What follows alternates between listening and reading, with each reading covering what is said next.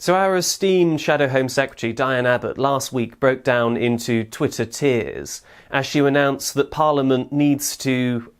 start some kind of a inquiry into the social media feeds and Twitter feeds of all of its MPs because, in her own words, the abuse that she's receiving has become supercharged. It's all just getting too much for her. She can't go on emotionally being an MP. She said that if she'd known in the 1980s that 30 years later, after becoming an MP, that she would be receiving such online abuse, then she simply wouldn't have become an MP in the first place. It's all got so terrible, and it's got to a crisis point for Diane Abbott, to such a point at which Parliament now needs to take time, money and resources out of its usual schedule, needs to stop focusing on the economy for a week, or law and order, or anything of great importance like that, and instead needs to examine her Twitter feed to try and battle these trolls that have really been getting her down.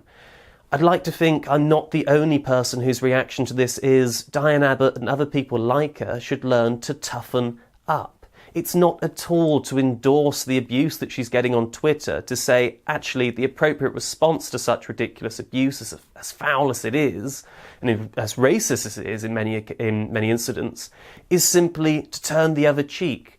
When it's a tweet that's coming up on your Twitter feed, which is saying something ridiculous, something racist, something abusive, the idea that you should focus on that and shed tears over it and demand a public inquiry over it, instead of realising it to be the ridiculous statement and the ridiculous message and attack that it is, and simply ignore it or block the person who's sending it to you. I'd like to think that I'm not the only person who thinks that actually the MPs that we vote for and who represent us should be of such a character and should be strong-willed enough and should be kind of have thick enough skin to simply be able to ignore this kind of nonsense. That I'd like to think that if you're going to run for public office in the first place, you should have this kind of stuff in mind, and you should know that you are bigger and stronger than all of this and that you're able to survive it and sustain it. It's just absolute nonsense that people like Diane Abbott clearly want to turn Parliament and being an MP into one kind of grand safe space, similar to the ones that we're seeing across universities in the United Kingdom and the United States of America. That the cult of victimhood and the victim culture should also engulf our elected representatives, and everyone should kind of go around crying because they've been called something on Twitter or received a nasty Facebook message. What is the world coming to? Though I wouldn't agree with everything that Friedrich Nietzsche said, I think there was something incredibly valuable and something that he hit the nail on the head with when over 100 years ago he noticed that this kind of toxic culture of sentimentalism was corroding the more kind of heroic or impressive aspects of Western civilization and Western culture. The idea that there's something to be valued in the person who can go up against adversity, who can be insulted but actually know that the insults are valueless and are as valueless as the people who are making them. That if somebody sends you a tweet on Twitter which is full of kind of racist or sexist garbage, then it should be treated for what it is, something that should be ignored and something that you shouldn't kind of sit and read and ponder upon and shed tears over. That we should value those characters in our society, which Nietzsche said weren't pigeon-chested, those people who were strong enough to kind of go through the inevitable abuse or suffering that you might receive in life and to rise above that. And this is not, as I say again, is not to endorse the idea of the tweets that they're receiving, to endorse the racism or the sexism, but it's simply a demand that these things be treated for what they are, a load of nonsense, a load of tripe, and something that should not kind of take up the time of our lawmakers in a parliamentary inquiry. And something else that you can smell from a mile off with this talk about a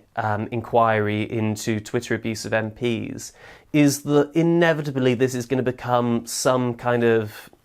festival for special interests, in that Diane Abbott is presenting herself as if she feels a greater kind of subjective hardship from the abuse she's received on Twitter because she's from a minority group and because she's a woman. Can you imagine the torrent of abuse that you could see if you analysed the Twitter feed of somebody like Boris Johnson or any other high-level Conservative MP?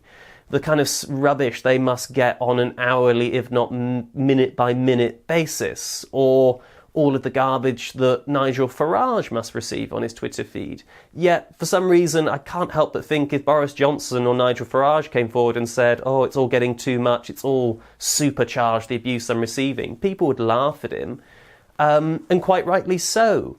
But if Diane Abbott comes forward and says it's all getting a bit too much, then for some reason there has to be, or there's kind of like a groundswell behind the idea that there should be a parliamentary inquiry. People forget, for example, that Nigel Farage,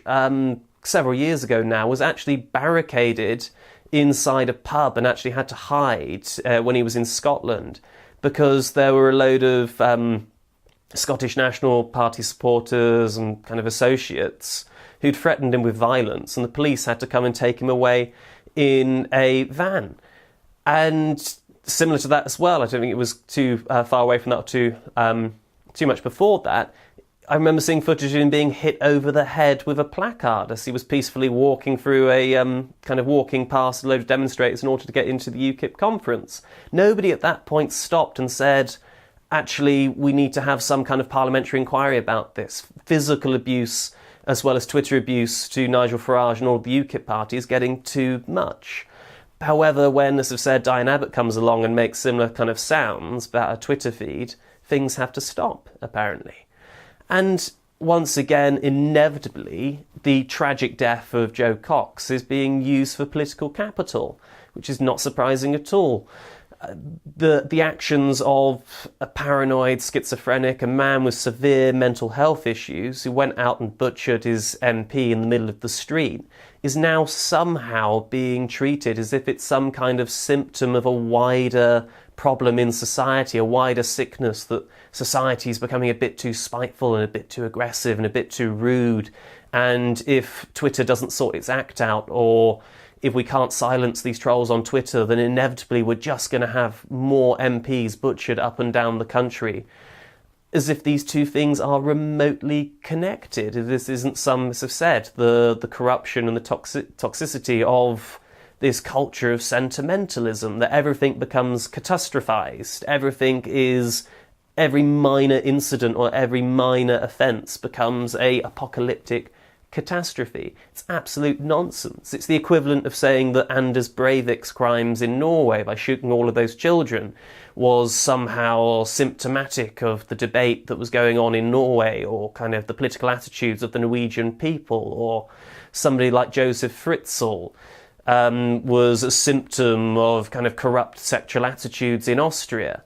It's all absolutely absurd and absolute nonsense, but for some reason, because it's coming out of Diane Abbott's mouth, it's now something that needs to be taken seriously, and attention and resources and money needs to flow its way.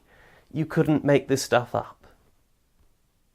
So if you like what you've seen today, and you want more information as to why everything that your Guardian reading friends say is completely wrong, click here to subscribe, and click here to visit our website.